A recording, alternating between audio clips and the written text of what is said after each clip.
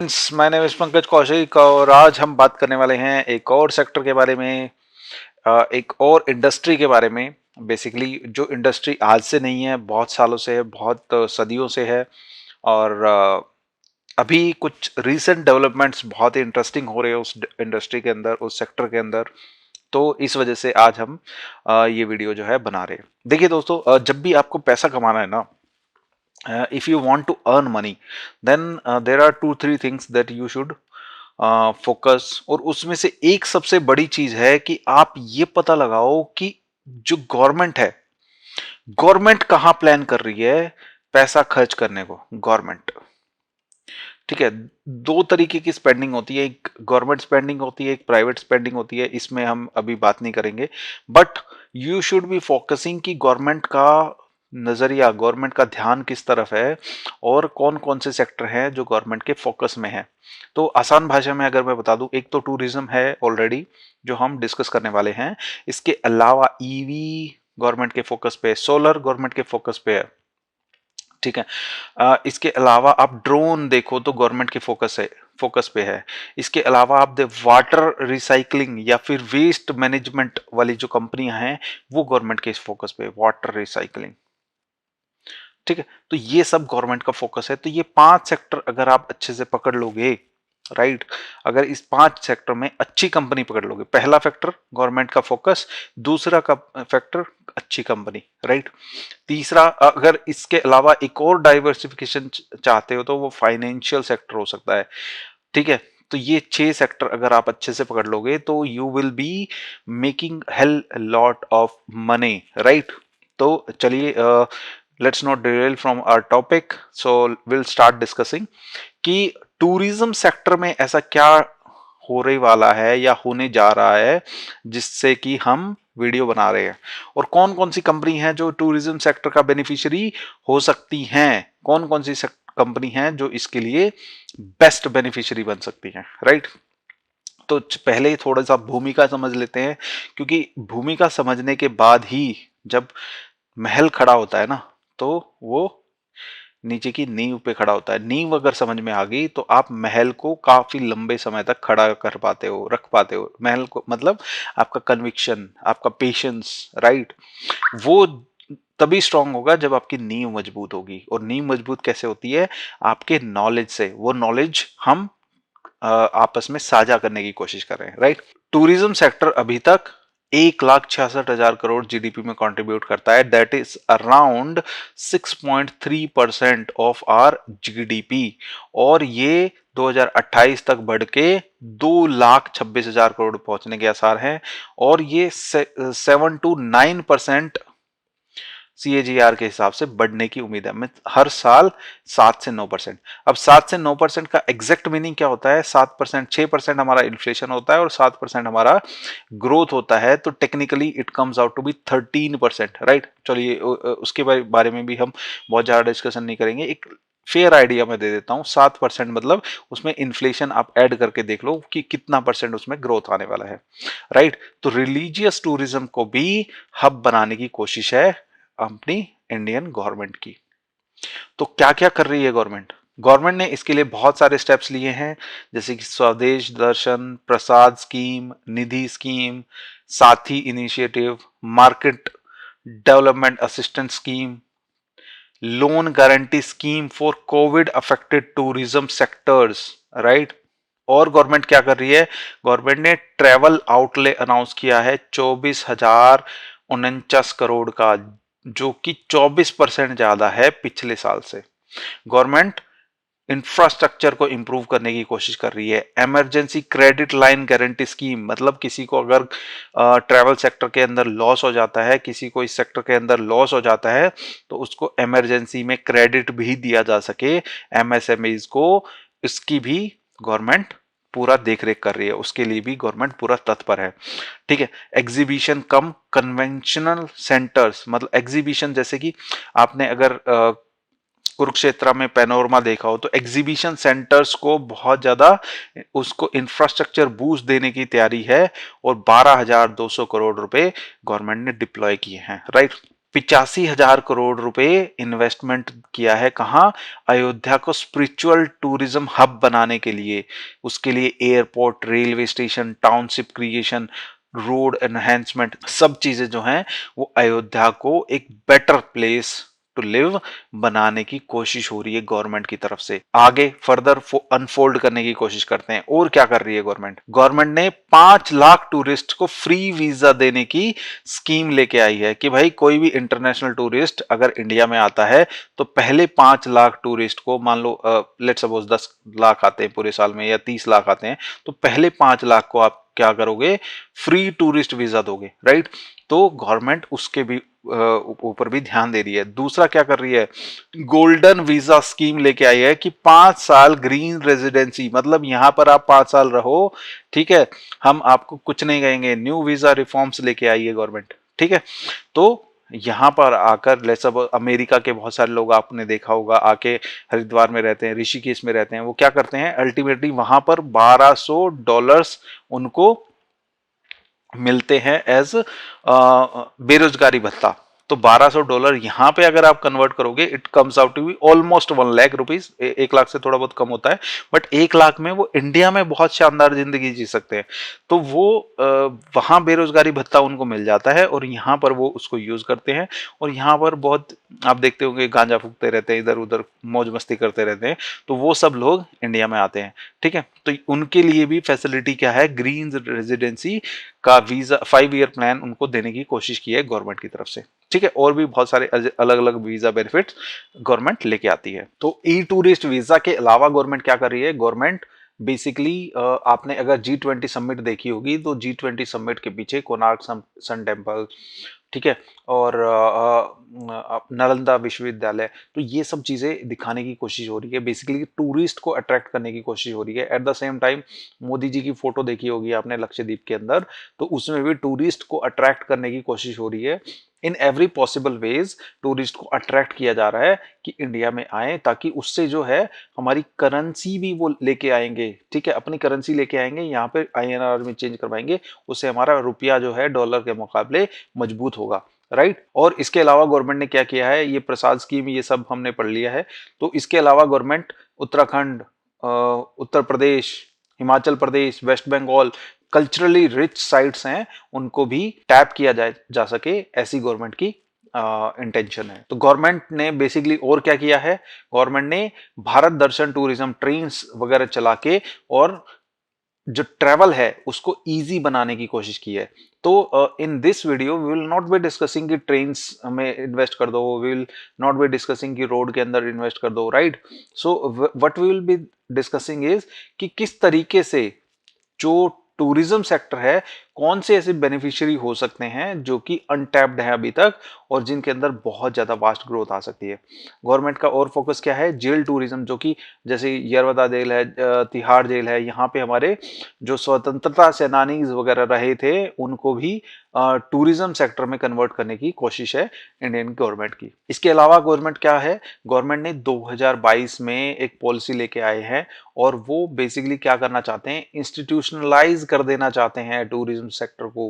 Institutionalise मतलब basically एक framework तैयार करो कि किस तरीके से टूरिस्ट जो है हैंडल किए जाएंगे, किस तरीके से वो लैंड करेंगे, किस तरीके से कहाँ पे वो जाएंगे, किस तरीके कौन कौन सी चीजें हम दिखा सकते हैं उनको, एक प्रॉपर पैकेज बनाया जाए उनके लिए, ठीक है। तो वो सब चीजें जो है गवर्नमेंट के फोकस में है और गवर्नमेंट उन सब की चीजों के लिए काम कर रही है। तो इसके अलावा गवर्नमेंट ने एक चीज और टैप की है, वो है कि उन्होंने लाइट हाउस बनाए हैं, 65 लाइट हाउसेज, ठीक है, in the state of Gujarat, ताकि टूरिस्ट को अट्रैक्ट किया जा सके। एट द सेम टाइम हमारे पास बहुत बड़ी कोस्टल लाइन है गुजरात से लेके और ऐसे शुरू होते हुए और वहाँ वेस्ट बंगाल तक जाती है सारी कोस्टल लाइन। यहाँ पे गुजरात, अपना महाराष्ट्र, गोवा, केरला, तमिलनाडु, आंध्र प्रदेश, उड़ीसा, ठीक है, वेस्ट बंगाल, तो इतनी बड़ी कोस्टल लाइन को कैश इन करने के लिए गवर्नमेंट क्या कर रही है? क्रूज टूरिज्म, क्रूज देखा होगा आपने कि बहुत सारे बेसिकली मूवीज में एक लड़का लड़की जाते हैं अच्छे अच्छे कपड़े पहन के, ठीक है, और आपस में बहुत ही रोमांटिक तरीके से बैठते हैं, ठीक है। तो वो है क्रूज टूरिज्म। क्रूज टूरिज्म को बढ़ाने के लिए भी government, light house tourism eight the same time cruise tourism बढ़ाने के लिए भी गवर्नमेंट काफी फोकस्ड दिख रही है। अब देखिए दोस्तों, इस चीज का फायदा क्या होगा? इस चीज का फायदा ये होगा कि हमारी जो जीडीपी में कंट्रीब्यूशन था टूरिज्म सेक्टर का, वो 6.3 था, वो बढ़ के 7.5 पहुंच जाएगा अप टू 2034, ये गवर्नमेंट के एस्टिमेट है। और जो कि जॉब्स ऑलमोस्ट 3.5 से 4 करोड़ जॉब्स जो प्रोवाइड करता था ट्रैवल सेक्टर, वो ऑलमोस्ट 6 से 7 करोड़ जॉब्स प्रोवाइड करेगा अप टू 2024। ये गवर्नमेंट के एस्टिमेट है, नॉट माइन, गवर्नमेंट के एस्टिमेट है, ठीक है। तो बेसिकली गवर्नमेंट कौन कौन से सेक्टर को टैप करना चाहती है? गवर्नमेंट रेलवेज को बेहतर बनाना चाहती है, ठीक है, रोड्स को बेहतर बनाना चाहती है, एयरपोर्ट्स को बेहतर बनाना चाहती है, क्रूज के लिए शिप्स वगैरह, जो छोटे छोटे शिप्स होते हैं, छोटी छोटी बोट्स होती हैं, उनको बेहतर बनाना चाहती है। बेसिकली इंफ्रास्ट्रक्चर डेवलपमेंट पे काफी फोकस है गवर्नमेंट का। इसके अलावा एक और फोकस है गवर्नमेंट का, वो है medical tourism. Medical tourism basically है क्या, हमारे नेबर कंट्रीज में, जैसे कि पाकिस्तान है, बांग्लादेश है, नेपाल है, भूटान है, श्रीलंका है, वहाँ पर बहुत ज़्यादा अच्छी मेडिकल फैसिलिटीज़ है नहीं। तो वो क्या करते हैं, इंडिया में आते हैं वो लोग और इंडिया में इलाज करवाते हैं। तो होटल्स भी चाहिए उनको, उनको एयरपोर्ट भी चाहिए, ठीक है, प्लेन्स भी चाहिए, ठीक है, at the same time hospital भी चाहिए, और बहुत सारी और भी सारा कंजम्पशन के लिए बाकी सारी चीज़ें चाहिए। तो अल्टीमेटली ये सब बेनिफिशियरी होने वाले हैं मेडिकल टूरिज्म के, टूरिज्म सेक्टर के। अब गवर्नमेंट इस इन सब चीजों को रोल आउट करने के लिए बेसिकली क्या कर रही है, 24/7 टोल फ्री फैसिलिटी दे रही है, ताकि कोई भी एक्टिविटी, इलीगल एक्टिविटी को रोका जा सके, कोई भी क्रिमिनल एक्टिविटी को रोका जा सके। निर्भया फंड जो है गवर्नमेंट ने पास किया है, एडवेंचर टूरिज्म के लिए नॉर्म्स जो है इंट्रोड्यूस किए हैं, ताकि सेफ्टी इंश्योर की जा सके स्काई डाइविंग, राफ्टिंग और इन सब चीजों में। साथ ही साथ और गवर्नमेंट क्या कर रही है, टैक्स इंसेंटिव दे रही है। जो भी 2 स्टार या उससे ऊपर के होटल्स बनाएंगे, उनको टैक्स इंसेंटिव मिलेगा। साथ ही साथ जीएसटी रिड्यूस किया गया है होटल्स रूम पे टू प्रमोट टूरिज्म, राइट। तो अब फाइनली बात करते हैं कि हमें फोकस किस चीज पे करना है। वेलनेस टूरिज्म पे हम फोकस कर सकते हैं। तो वेलनेस के हिसाब से, मेडिकल टूरिज्म के हिसाब से हम कंपनी सिलेक्ट कर सकते हैं। फिर क्रूज के हिसाब से हम कंपनी सिलेक्ट कर सकते हैं। कैंपिंग, राफ्टिंग के हिसाब से या एडवेंचर टूरिज्म के हिसाब से कंपनी सिलेक्ट कर सकते हैं। होटल्स सिलेक्ट कर सकते हैं। आपका एविएशन सेक्टर में सिलेक्शन कर सकते हैं। हेलीकॉप्टर लाइन के अंदर सिलेक्शन कर सकते हैं। लॉन्च वगैरह सिलेक्ट कर सकते हैं। तो ये सारे हमारे सिलेक्शंस हो सकते हैं। तो एक एक करके हम बात करेंगे कि कौन कौन सी कंपनी इसकी डायरेक्ट बेनिफिशियरी हो सकती हैं। तो दोस्तों, पहली कंपनी जो हमने शॉर्टलिस्ट की है थीम के अंडर, वो है global vector helicopter. Global vector helicopter एक बहुत ही नैनो कैप कंपनी है, बहुत ही छोटी कंपनी है, और इसका आरओसी, आरओई सब ठीक है। ओवरऑल मैट्रिक्स सारे शानदार हैं। लेकिन चूंकि इतनी छोटी कंपनी है, तो बहुत ज़्यादा इसके अंदर एलोकेशन हम अपने पोर्टफोलियो का नहीं दे सकते। दूसरी चीज़ देखने की क्या है, ये एक लॉस मेकिंग कंपनी है, बट चूंकि ये डेप्रिसिएशन दिखा पाती है, इस वजह से ये loss making, virtually loss making company बन जाती है। Otherwise it is a cash rich company, but ultimately आप देखेंगे अपने ऑपरेशन से ये कैश कमाने वाली कंपनी है। At the same time promoter holding बड़ी शानदार है, 75% है, और पब्लिक के अंदर भी एक नाम है, जाना पहचाना नाम, जो कि आपने अगर देखा हो तो विजय केडिया जी के पास 5% से ज्यादा स्टेक है इस पर्टिकुलर कंपनी का। साथ ही साथ एक चीज और है, गवर्नमेंट भी इस पर्टिकुलर फील्ड के अंदर काफी इंटरेस्टेड है। गवर्नमेंट ने बेंगलोर के अंदर एयर एम्बुलेंस सर्विस स्टार्ट करने की मुहिम चलाई है, और अगर इस तरीके की और भी सर्विसेज स्टार्ट होती हैं, तो इसका बेनिफिशियरी ये कंपनी काफी बड़े लेवल पे बन सकती है। अगली कंपनी जो हमने शॉर्टलिस्ट की है दोस्तों, उसका नाम है ड्रीम फॉक्स सर्विसेज लिमिटेड। ये बेसिकली एक लॉन्च सर्विस प्रोवाइडर है, और लॉन्च के अंदर आपको एक्सेस करने के लिए क्रेडिट कार्ड की पहले जरूरत होती थी, लेकिन चूंकि नए क्रेडिट कार्ड नॉर्म्स के हिसाब से अब फ्री लॉन्च एक्सेस आपको नहीं मिलता, तो ये पर्टिकुलर कंपनी डाउन ट्रेंड में आपको देखने को मिलेगी। नेक्स्ट कंपनी जो हमने शॉर्टलिस्ट की है दोस्तों, वो एक लार्ज कैप कंपनी है, लेकिन जिस फील्ड में ये ऑपरेट करती है उस हिसाब से ये मेरे हिसाब से आज भी एक स्मॉल कैप कंपनी है। क्यों? क्योंकि इनके पास क्योंकि इनके पास बहुत ही ह्यूज मार्केट पोटेंशियल है और इसमें भी विजय केडिया जी ने इन्वेस्ट किया हुआ है। आज भी पी मल्टीपल कोई बहुत ज़्यादा नहीं है, ऑपरेटिंग प्रॉफिट, आरओसी, आरओई बहुत शानदार है। अल्टीमेटली कैश रिच कंपनी है और ये भी अपना डेप्रिसिएशन काफ़ी हाई लेवल पे दिखा पाते हैं, इसलिए वर्चुअली लॉस मेकिंग कंपनी दिखती है, but ultimately they have quite a lot of cash in their hands. Next company जो हम डिस्कस करेंगे वो होटल लाइंस के अंदर से आती है और रॉयल ऑर्चिड होटल 1000 करोड़ के मार्केट कैप वाली कंपनी है, जो कि माइक्रो कैप हम बोल सकते हैं, और उसका पी रेशियो इंडस्ट्रियल पी से काफ़ी नीचे है। Industrial P is something around 50। यहाँ मैं दिखा देता हूँ, इंडियन होटल्स का पी 80 है, EIH का 36, 238, 73, 62, 200, 75 और इसका है 20। तो ओवरऑल अगर देखा जाए तो ये एक अंडर वैल्यूड इसको हम कंसिडर कर सकते हैं। इसका ऑपरेटिंग प्रॉफिट मार्जिन जो है वो काफ़ी अच्छा है, ROC 19.8, ROE 26, operating profit margin 23.4। तो ओवरऑल FIIs के अंदर भी इन्वेस्टमेंट है और DIIs का भी इन्वेस्टमेंट इस कंपनी के अंदर है, तो इसको भी आप कंसिडर कर सकते हैं। और इसमें कैश फ्रॉम ऑपरेशन से आप देखेंगे तो 60 करोड़ के आसपास कैश फ्रॉम ऑपरेटिंग एक्टिविटीज ये कंपनी कमाती है। शेयर होल्डिंग पैटर्न्स शानदार, FIIs, DIIs सबका स्टेक इसके अंदर है और पब्लिक का भी स्टेक इस कंपनी के अंदर है। तो नेक्स्ट कंपनी जो हमने सिलेक्ट की है उसका नाम है अभिजय सुरेंद्रा पार्क होटल्स और इसका मार्केट कैप है 4000 करोड़ और मैनेजमेंट ने गाइडेंस दिया है अगले 3 साल में 100% का कैपेसिटी एक्सपेंशन करेंगे। ROC, ROE, operating profit margin 32.1% है और ये भी कंपनी कैश फ्रॉम ऑपरेशंस अच्छा खासा कमाती है। Cash from operating activities 168 crore और इनका भी FII, DIIs हर कोई इसका स्टेक होल्ड करता है और कमाल की बात है पब्लिक के पास बहुत ही कम शेयर्स हैं। अगर हमें इसी सेक्टर में कोई टर्न अराउंड स्टोरी देखनी हो तो उसके लिए स्पाइसजेट को कंसिडर किया जा सकता है। इसके अलावा दोस्तों इमेजिका वर्ल्ड को भी कंसीडर किया जा सकता है। ये अम्यूजमेंट पार्क्स के अंदर डील करती है और साथ ही साथ इनके कुछ 5 स्टार होटल्स भी हैं। तो ये मलपानी ग्रुप की कंपनी है और बहुत ही शानदार कंपनी मुझे दिखाई देती है।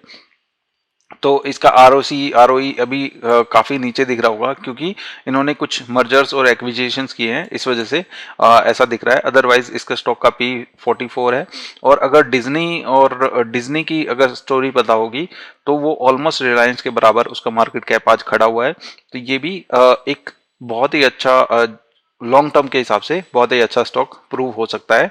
अभी डाउन ट्रेंड के अंदर है क्योंकि अल्टीमेटली इन्होंने मर्जर एक्विजिशन करके तो काफी कुछ पैसे चुकाए हैं, तो इस वजह से प्रॉफिटेबिलिटी थोड़ी सी इनकी कम दिखाई दे रही है। बट अल्टीमेटली जिनको स्टोरी पता है ये माइनस में क्यों दिख रहा है टैक्स, क्योंकि इन्होंने मर्जर्स के लिए पैसा पे किया है। Otherwise overall it is a good company.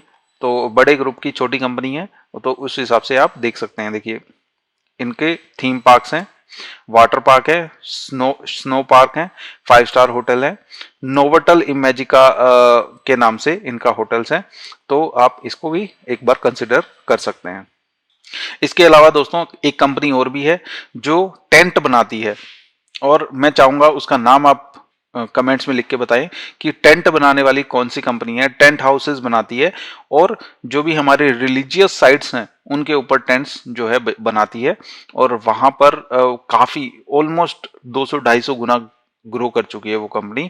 अभी भी एक छोटी कंपनी है, लॉन्ग टर्म में बहुत अच्छा वेल्थ क्रिएट कर सकती है। उसका नाम आप बताइए कमेंट्स में लिख के और हम जानना चाहेंगे कि वो कौन सी कंपनी है।